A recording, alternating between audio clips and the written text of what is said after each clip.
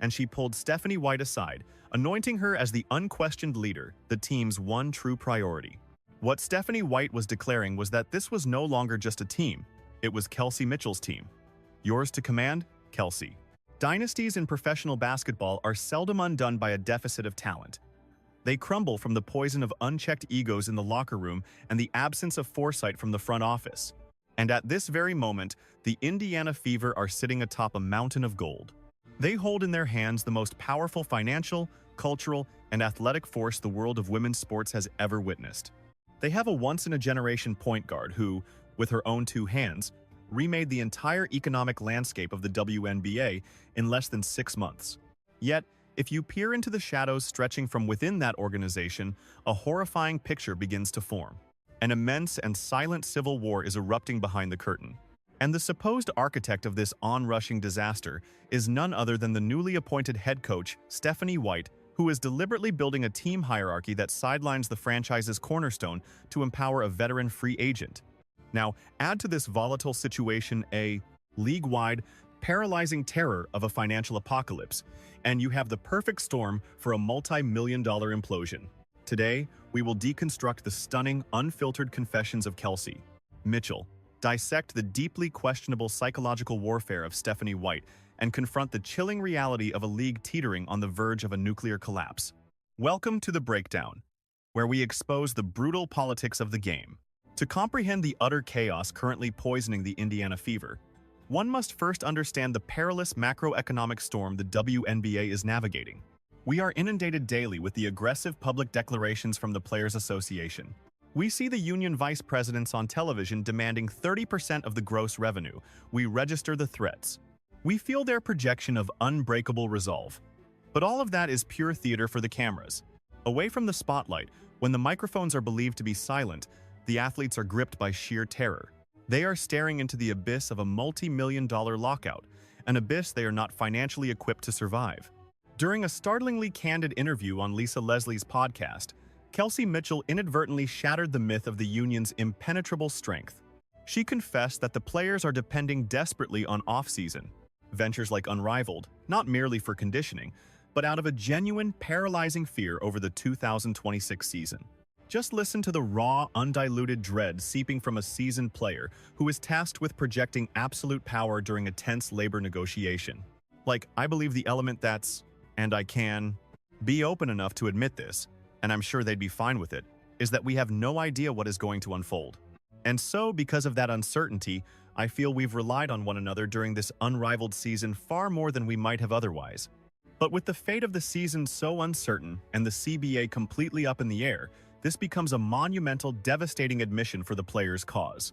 When one of the most elite scorers in the entire sport openly states that the season's fate is unknown and that the players are desperately holding on to each other for support, you can be sure the billionaire owners are paying attention.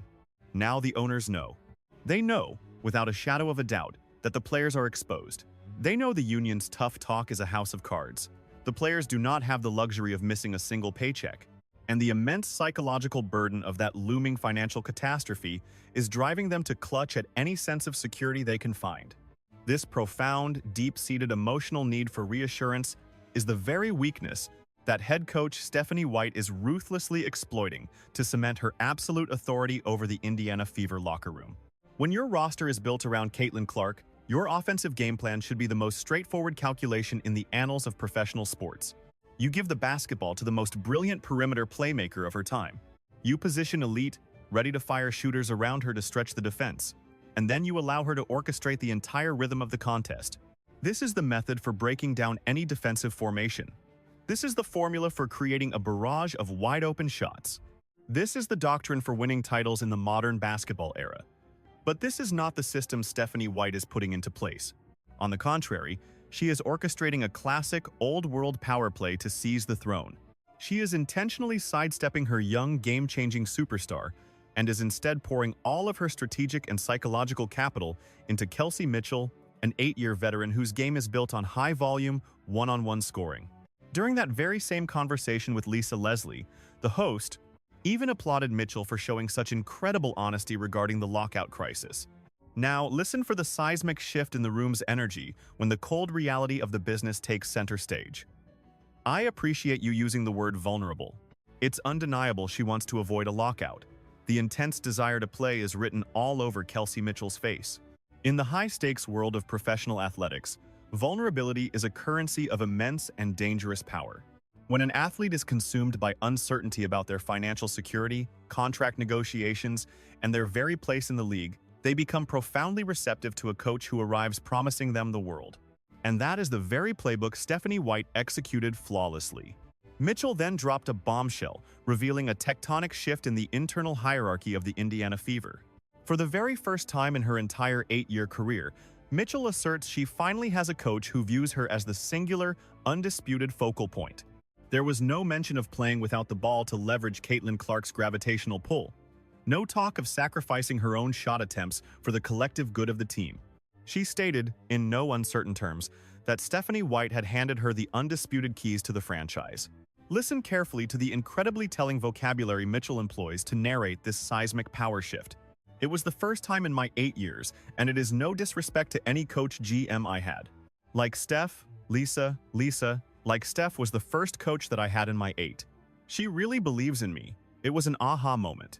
We have to pause here and truly break down the catastrophic tactical implications of that statement. For 8 years, Kelsey Mitchell has been an exceptional athlete, but she has been a high-volume shooter on perpetually terrible, lottery-bound basketball teams.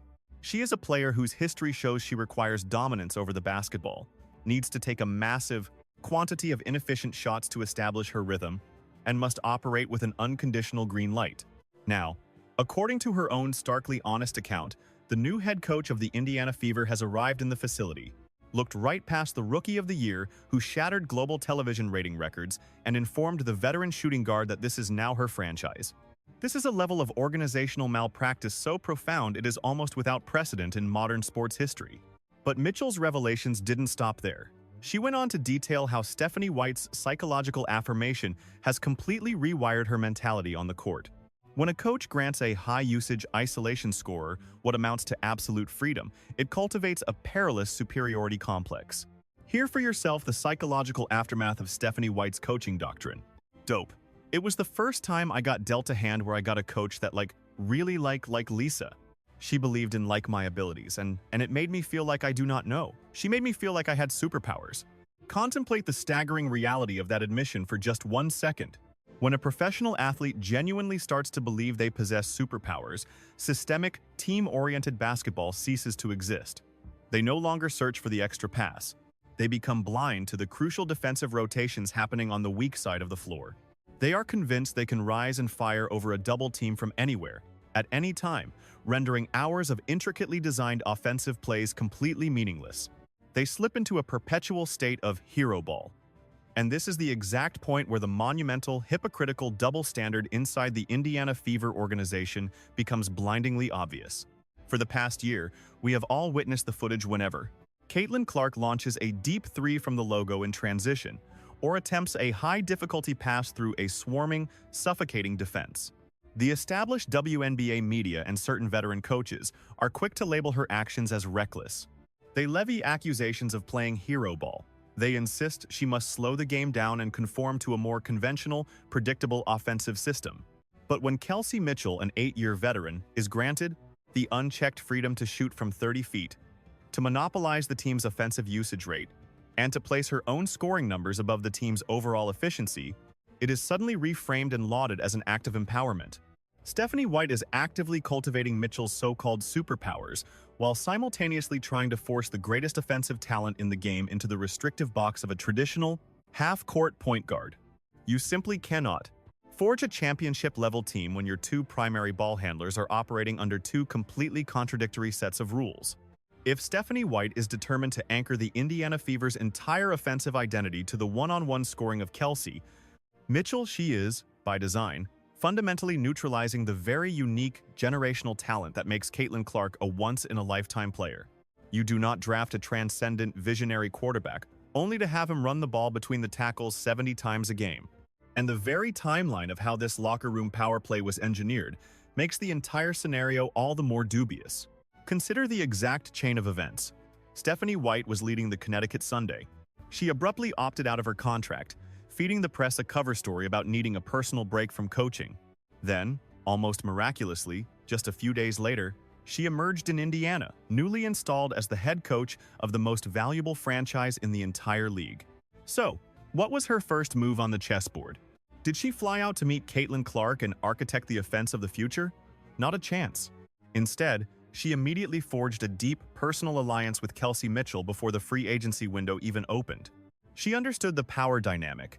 Mitchell was an unrestricted free agent holding all the cards. To keep her, White had to feed her ego, champion her scoring prowess, and hand her the keys to the entire offensive kingdom. By courting Mitchell with the promise of being the undisputed #1 option, Stephanie White has planted a ticking time bomb in the very heart of the Indiana Fever locker room. You are now facing a civil war. A newly empowered veteran shooting guard who genuinely believes she has limitless authority, operating right next to a second-year phenom who is the actual engine driving the sport's entire multi-million-dollar economy. If this offense stumbles out of the gate, if Mitchell enters a shooting slump but continues to demand the ball in isolation because the head coach has validated her, and if Caitlin Clark is stranded in the corner like a decoy, the situation will detonate almost instantly. The fan base, a legion fiercely devoted to Clark's style of play, will declare war on Stephanie White. The ensuing media firestorm will become a toxic, inescapable vortex. You do not forge a dynasty by sacrificing your franchise cornerstone on the altar of a veteran free agent's ego. The Indiana Fever's front office must step in this very moment and establish a clear, unshakable, and undeniable chain of command. Every strategic decision, every single substitution pattern, and every offensive play call has to be engineered for one purpose: to maximize the gravitational pull of Caitlin Clark. If Kelsey Mitchell can embrace a massively lucrative and incredibly effective role as an elite secondary scoring threat who thrives on the plays Clark creates, the Fever could claim multiple championships. But if Stephanie White is truly building an offense where Mitchell is the star and Clark is the supporting actress, then the front office has committed one of the most colossal hiring blunders in the annals of professional sports. With players already haunted by the specter of a financial lockout in the league, itself teetering on the brink of a labor war, the last thing this organization can afford is a self-inflicted civil war fueled by ego. What is your judgment on this seismic shift in power? Is Stephanie White orchestrating a career-ending catastrophe by deliberately prioritizing Kelsey Mitchell's one-on-one game over Caitlin Clark's generational court vision? Or is Mitchell precisely the kind of aggressive, veteran alpha scorer that a young floor general desperately requires to deflect defensive pressure in the crucible of a playoff series? Drop your sharpest, most unfiltered analysis in the comments section right now. If you demand the unvarnished truth about the real money, the hidden strategies, and the ruthless politics that define professional sports, hit subscribe, annihilate that like button, and activate the notification bell so you are never left behind. We don't peddle the same sanitized talking points as the mainstream media on this channel. We expose the raw truth hidden behind the press conference podiums. I'll catch you all in the next breakdown.